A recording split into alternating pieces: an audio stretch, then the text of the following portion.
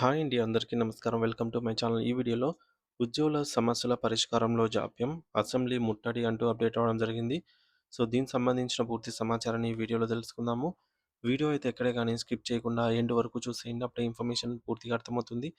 అలాగే వీడియో చూస్తున్న ప్రతి ఒక్కరు లైక్ చేయండి ఫ్రెండ్స్. ఈ వీడియోని ఉద్యోగ పెంచడం మిత్రులతో అయితే షేర్ చేయండి.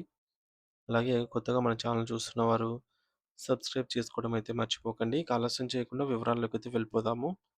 ఆంధ్రప్రదేశ్ రాష్ట్రంలోని కాకినాడ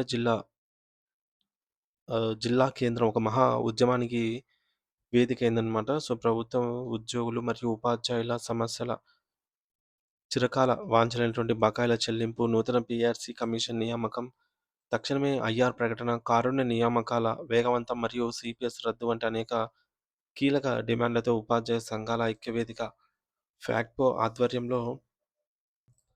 ఆధ్వర్యంలో కలెక్టరేట్ వద్ద భారీ ర్యాలీ, ధర్నా మరియు ముట్టడి కార్యక్రమం అయితే నిర్వహించారు.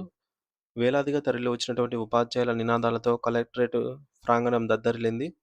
ఈ కార్యక్రమంలో ఫ్యాక్ట్‌కో జిల్లా అధ్యక్షుడు కాశీ విశ్వనాథ్ గారు మాట్లాడుతూ, ఉపాధ్యాయులు తమ బాధ్యతలను ఎంతో అంకితభావంతో నిర్వహిస్తూ ఉన్నారో, ప్రభుత్వం కూడా వారిపైన వారి యొక్క న్యాయమైన డిమాండ్లను అంతే వేగంగా నెరవేర్చాలని డిమాండ్ చేశారు.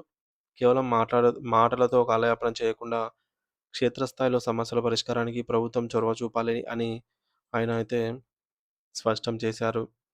అనంతరం హెచ్ఎం అసోసియేషన్ అధ్యక్షులు రవి గారు ప్రసంగిస్తూ ప్రతి ఒక్క ఉపాధ్యాయుడు తమకు జరుగుతున్నటువంటి ఆర్థిక నష్టాన్ని గమనించాలని కోరారు. మనకు ఎంత నష్టం జరిగిందో వాట్సాప్ గ్రూపుల్లో సందేశాలు పంపుకుంటే సరిపోదు. బయటకొచ్చి గొంతు ఎత్తి పోరాడాలని అయితే ఆయన పిలుపునిచ్చారు.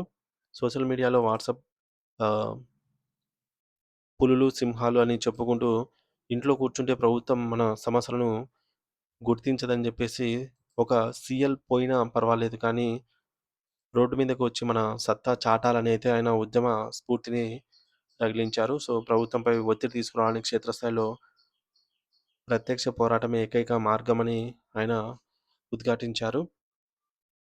ఫ్యాక్ట్‌పో జిల్లా కార్యదర్శి సూరిబాబు గారు మాట్లాడుతూ, గత ప్రభుత్వం సుమారు 25,000 కోట్ల రూపాయల బకాయిలను పెట్టి చేతులెత్తేసిందని, ప్రస్తుత ప్రభుత్వం కూడా అధికారంలోకి వచ్చే ముందు ఎన్నో హామీలు ఇచ్చిందని గుర్తు చేశారు.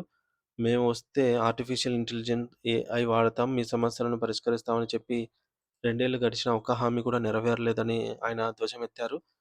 ముఖ్యంగా సీపీఎస్ రద్దు చేసి పాత పెన్షన్ విధానం ఓపీఎస్‌ను పునరుద్ధరిస్తామని చెప్పినటువంటి ప్రభుత్వం ఇప్పుడు ఆ దిశగా ఒక అడుగు కూడా ముందుకు వేయలేదని విమర్శించారు.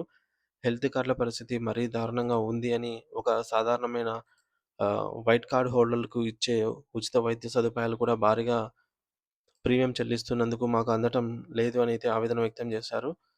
కార్పొరేట్ హాస్పిటల్స్‌లో హెల్త్ కార్డులను తిరస్కరిస్తూ ఉన్న ప్రభుత్వం పట్టించుకోకపోవడం దారుణమని ఆయన పేర్కొన్నారు. కారుణ్య నియామకాల విషయంలో కూడా తీవ్ర జాప్యం జరుగుతోందని నాయకులు ఆవేదన వ్యక్తం చేశారు. 2009 కరోనా సమయంలో ప్రాణాలు కోల్పోయినటువంటి అనేక మంది ఉపాధ్యాయుల కుటుంబాలు నేటికి దిక్కులేని పరిస్థితిలో ఉన్నాయి అని, ఆయన కుటుంబాలకు ఆసరాగా నిలవాల్సినటువంటి కారుణ్య నియామకాలను ప్రభుత్వం ఎందుకు పెండింగ్‌లో పెట్టిందని ప్రశ్నించారు. అలాగే ఎంపీఎస్ ఉపాధ్యాయుల పదవీ విరమణ వయస్సును 60 ఏళ్ల నుంచి 62 ఏళ్లకు పెంచాలని డిమాండ్ చేశారు. పాపం కొందరు ఉపాధ్యాయులు ఉద్యోగంలో చేరిన కొన్ని నెలలకే రిటైర్ అయిపోతున్నారని, వారికి సర్వీస్ పొడిగింపు ఎంతో అవసరమని సూచించారు. సో, మున్సిపల్ ఉపాధ్యాయులకు 2008 నుంచి పీఎఫ్ సౌకర్యం లేకపోవడంపై కూడా వారు నిరసన వ్యక్తం చేశారు. ఉపాధ్యాయులు తమ విద్యా బాధ్యతలను ఎంత గొప్పగా నిర్వర్తిస్తూ ఉన్నారో కూడా ఈ సందర్భంగా గుర్తు చేశారు.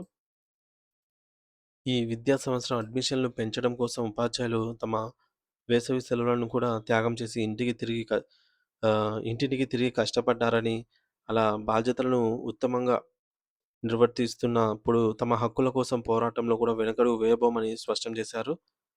మనం పోరాడకపోతే ఏమీ జరగదు. ఏ ప్రభుత్వం వచ్చినా సరే ఆలోచన విధానం ఒకేలా ఉంటుంది.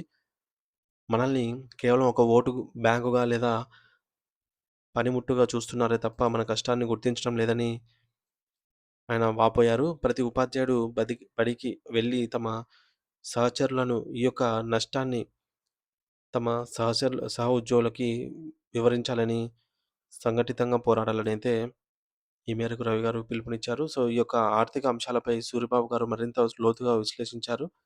12వ పీఆర్సీ కమిటీని జూలై 1, 2023 నుండి వేసి అమలు చేయాల్సి ఉండగా ఇప్పటికే 3 ఏళ్లు గడిచిపోతున్నాయని తెలిపారు. 30% మేర ఐఆర్ ప్రకటించాలని కోరుతున్న ప్రభుత్వం నుంచి ఎటువంటి స్పందన లేదు అని మండిపడ్డారు.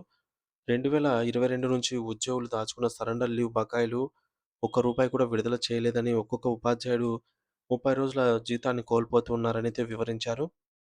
2018 నుండి 2026 మధ్య కాలంలో 2 పీఆర్సీల గడువు ముగుస్తూ ఉన్నా సరే, సవరణలు లేకపోవడం వల్ల ఉద్యోగులు 6.5 ఏళ్ల ఆర్థిక ప్రయోజనాలను కోల్పోయారని ఆయన లెక్కలతో సహా వివరించారు.